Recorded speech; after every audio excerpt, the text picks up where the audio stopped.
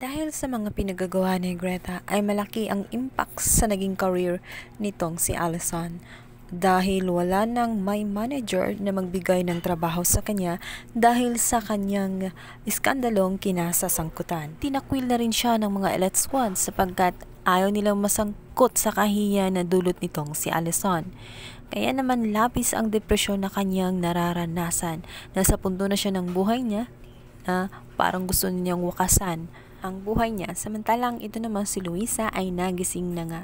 Subalit ang nakakalungkot doon ay hindi naman niya makilala ang kanyang anak na si Gigi sapagkat iba na nga ang itsura nito sa dati niyang kaya naman, imbis na matuwa nga itong si Gigi dahil gising na nga ang kanyang nanay, ay nalungkot naman siya ng sobra dahil na-stress ang kanyang nanay tuwing ipapaliwanag niya na siya si Gigi dahil nasa stress na stage pa nga ito at hindi pa tuluyang magaling.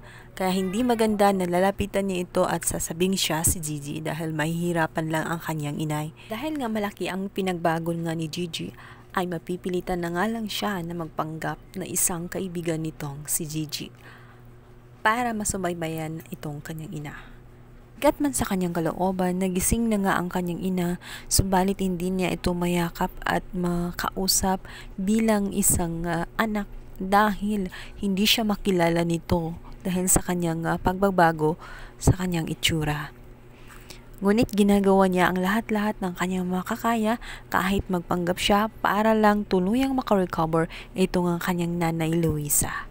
Inabi nga din ni Gigi na masaya siya dahil gising na nga ito at mas ginaganahan na nga siya na tapusin ang kanyang nasimulan na pabagsakin ang mga elite squad para tuluyan na nga niyang makamit ang hustisya na para sa kanilang mag-ina.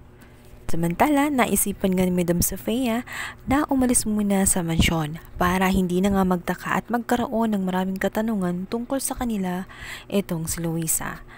Dahil yun nga ang advice din ng doktor para makaiwas muna si Luisa sa stress dahil hindi pa nga siya fully recovered. Kaya mas maigi na sila muna ang mag-adjust para dito. Alam nga ni Gigi na mahirap nga ang kanyang sitwasyon dahil nakita niya kung anong naging reaksyon ng kanyang ina nung sinabi niya na siya si Gigi. Hindi nga ito makapaniwala dahil sa malaki ng kanyang pinagbabago.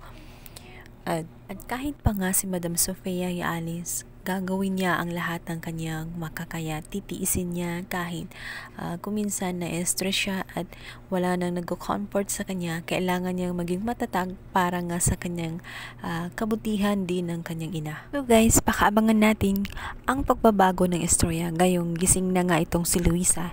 Hindi kaya siya magiging balakid sa mga plano nitong si Greta?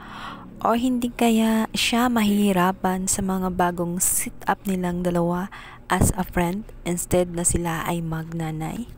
Guys, abangan. Thank you so much for watching. Please subscribe my YouTube channel.